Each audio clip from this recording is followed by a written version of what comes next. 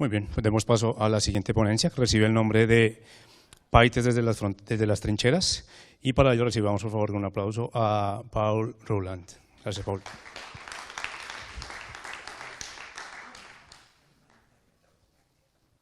Bienvenido. Bueno, pues muchísimas gracias a todos. ¿Se oye bien? Sí. Como somos tan pocos, y yo tengo tendencia a hablar rápido, estáis completamente invitados. No se oye nada. Entonces, esperemos un segundo. Ahora. Buenas tardes a todos, y como yo tengo tendencia a hablar relativamente rápido, estáis invitadísimos a levantar la mano, porque somos pocos y es importante que se entienda. Esta es mi cuarta EuroPython, y en las anteriores siempre detecté como un patrón, que es que las charlas más interesantes son las que son súper frikis de la muerte o las que cuentan batallitas y cosas propias de lo que ha sufrido el programador a lo largo de los meses y años. Y esta es una mezcla un poco de las dos. La intención en realidad es pensar en cómo usar PyTest, que típicamente es un framework de testing, para cosas que no son unit-test puramente. Así que podemos decir que esta pequeña charla es en realidad una recreación de batallitas, de cosas que vengo encontrando en los años con PyTest. A día de hoy estoy trabajando en APSL como sysadmin, de lo que hoy en día en Cool llaman SRE o ingeniero de fiabilidad.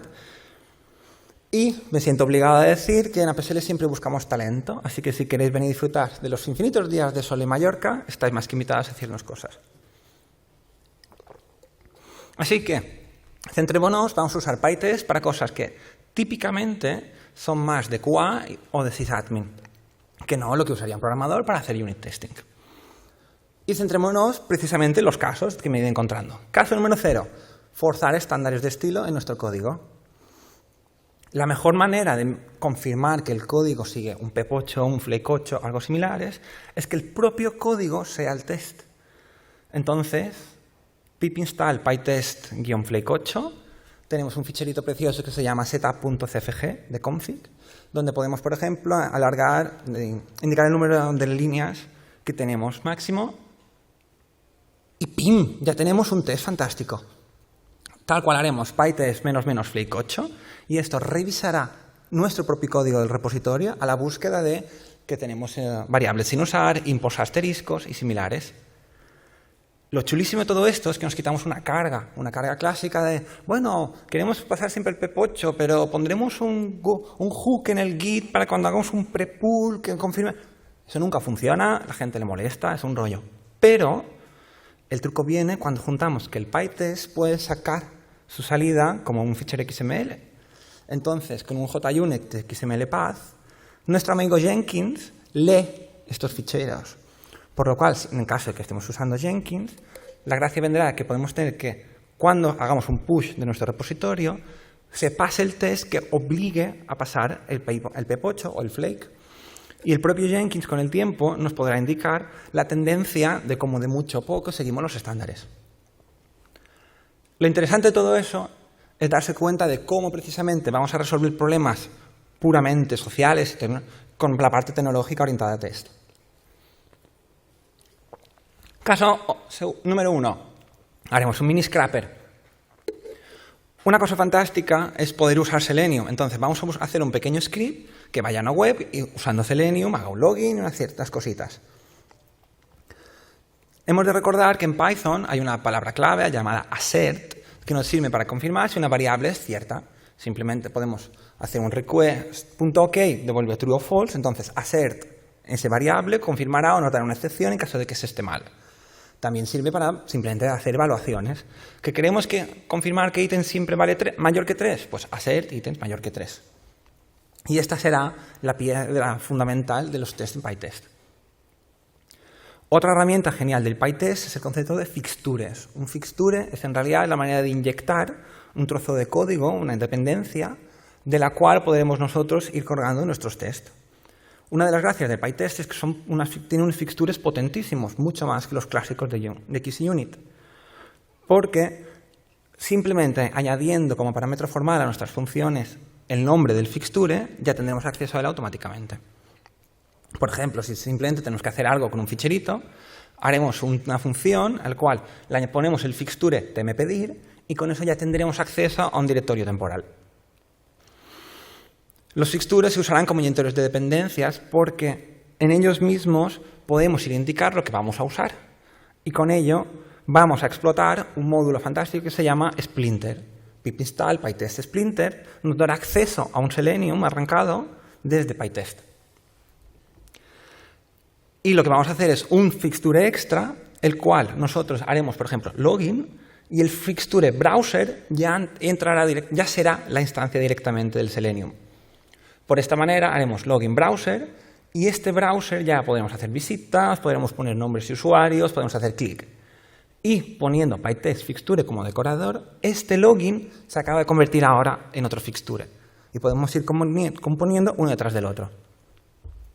Así vamos ya a escribir nuestro primer test de verdad.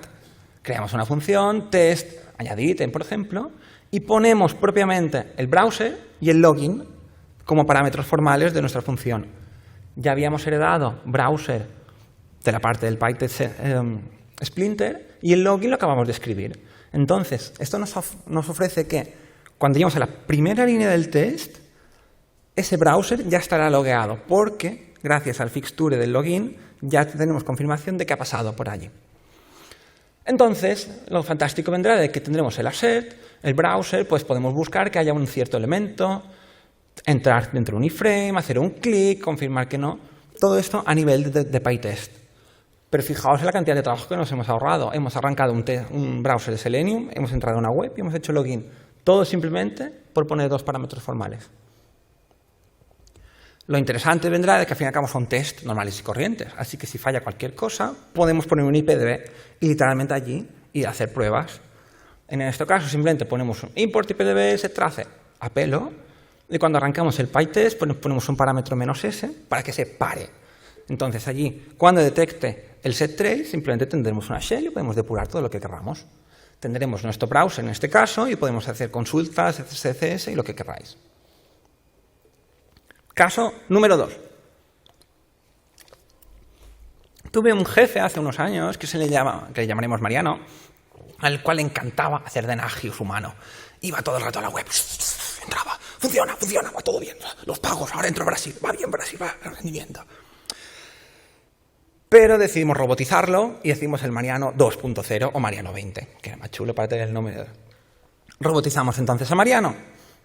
Mariano en realidad es simplemente un scrapping, el cual tenemos un fichero declarativo que queremos indicar lo que queremos hacer, y marca, por ejemplo, también redirecciones. Tenemos el dominio principal, en el cual va inmediatamente a un 301 y nos lleva a la web. En este caso, haremos un fichero YAML, pondremos un sites y distintos ejemplos de la Wikipedia, por ejemplo, la catalana, la alemana y ficheros más largos. Esto nos montará luego que iremos al k.wikipedia.org y queremos confirmar que nos da un 301 para llevar a este churro de aquí. Y que esta página que nos dará tenga el título title y el objeto artículo del día pues esté presente, que lo encontramos con el ID mpleft.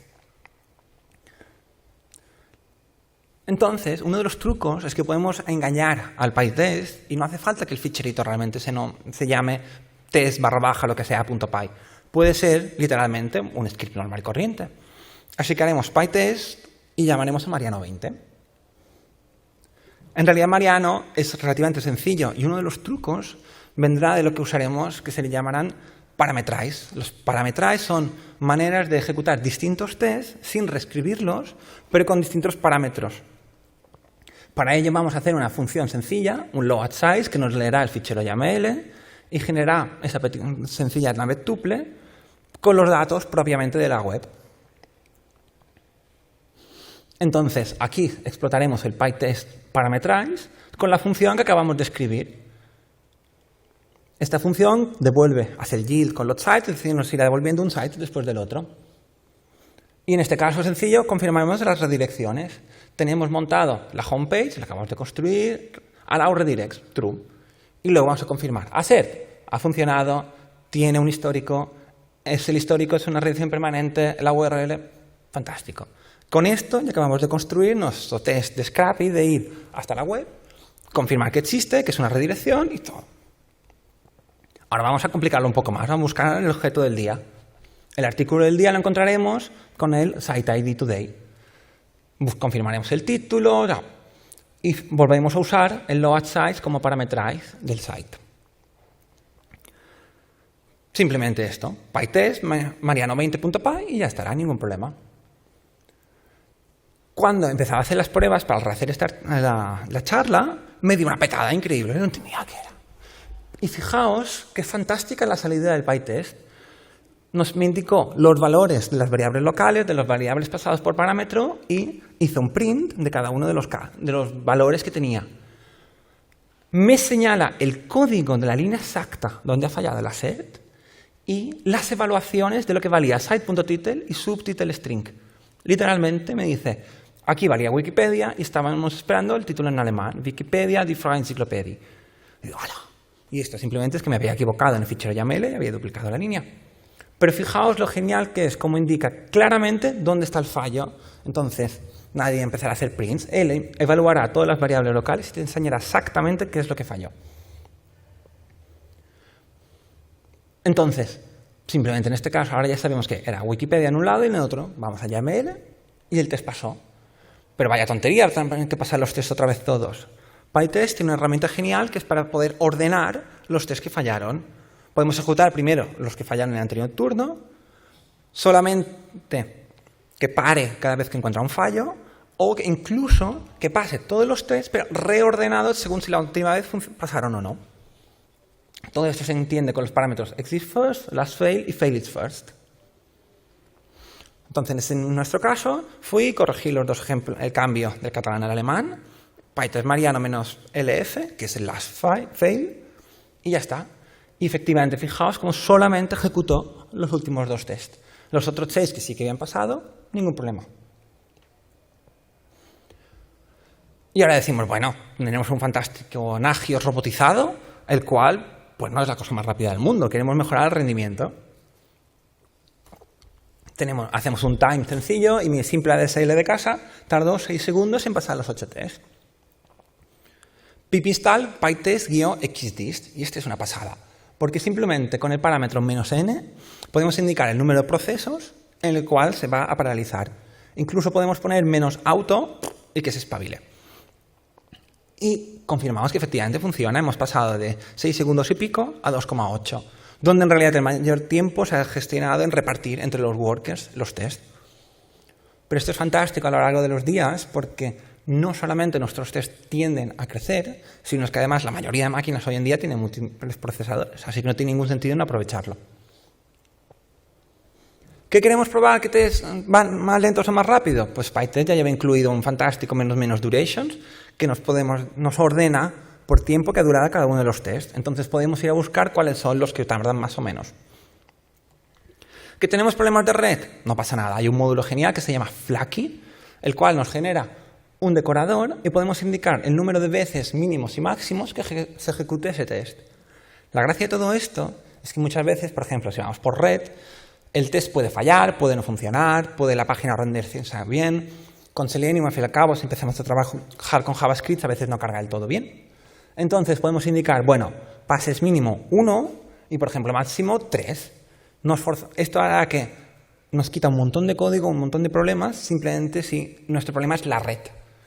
Y hará el test, y que pase una sola vez, ya estará. Caso número 3.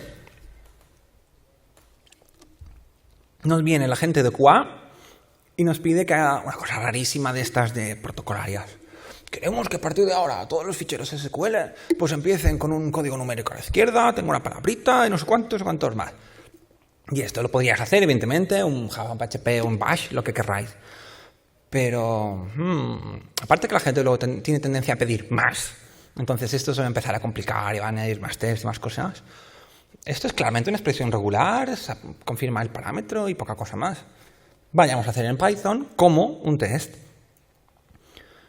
Importantísimo. La gracia de todo esto es usar PyTest para cosas que no son típicamente test funcionales o test unitarios.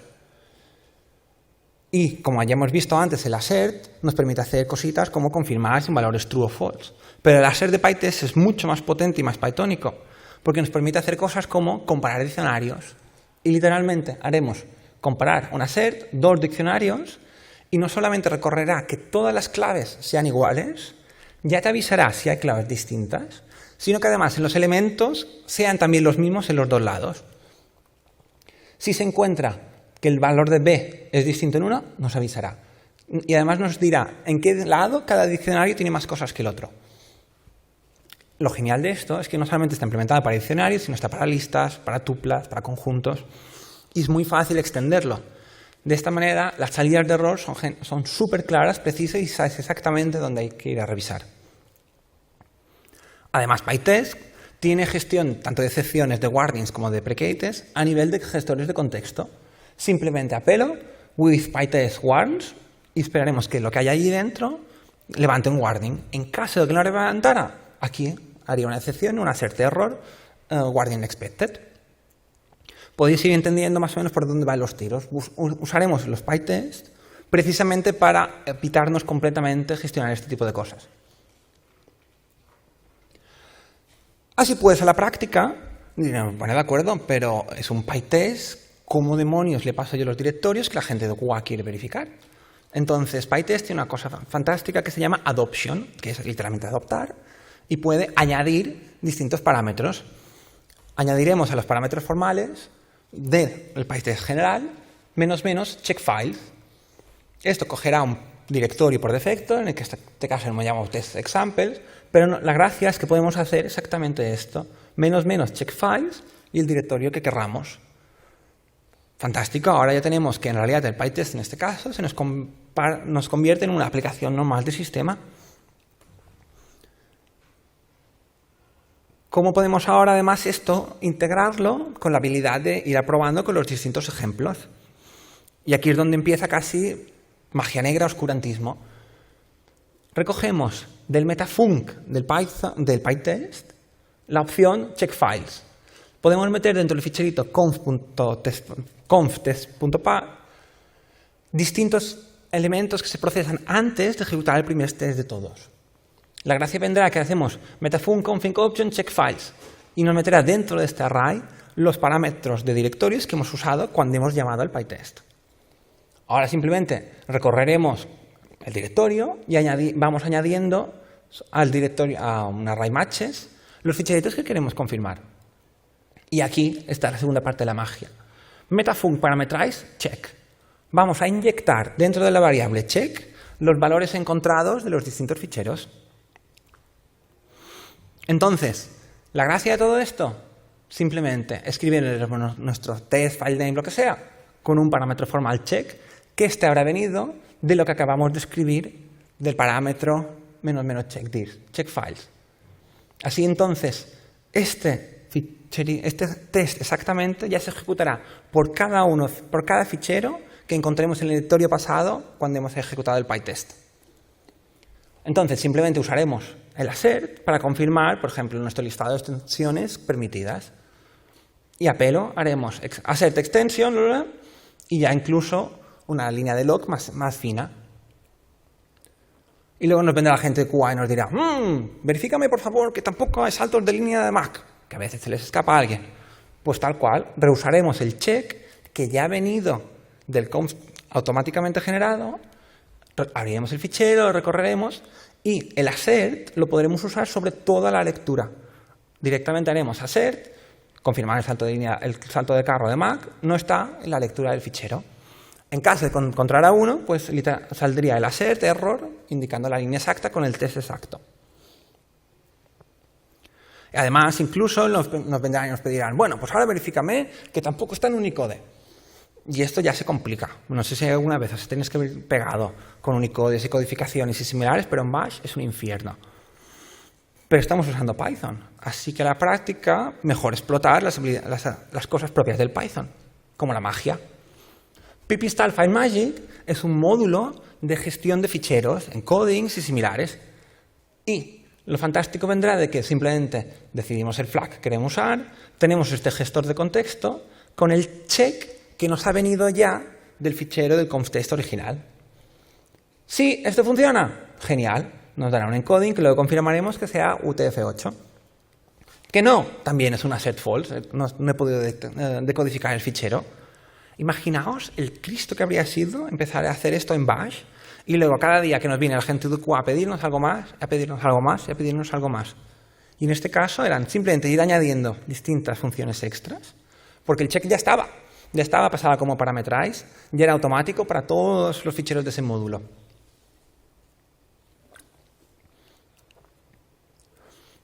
Sinceramente, muchas veces diréis, bueno, vale, esto no servirá para un caso, pero necesito con el tiempo confirmar que lo que me funciona.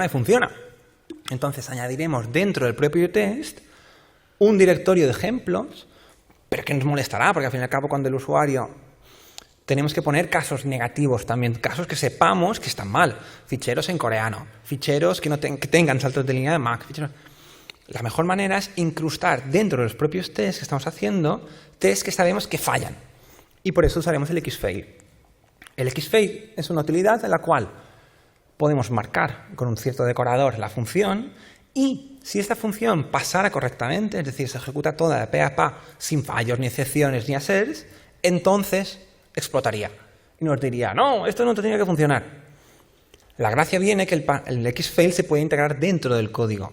Entonces lo que haremos es un listado, por ejemplo, de ficheros que sabemos que tienen que fallar y directamente, si el ficherito que entra del check está en ese listado, forzar que el PyTest falle. Fijaos en 30 segundos lo fantástico que es poder autodocumentar no solamente el código, sino que nosotros luego significa que podremos pasar el PyTest sobre el código que acabamos de escribir. Y como ya hemos pasado el parámetro por defecto del directorio con los ejemplos, podremos hacer PyTest y comprobará que nuestros tests también sean correctos. Y esto es todo, amigos. Gracias.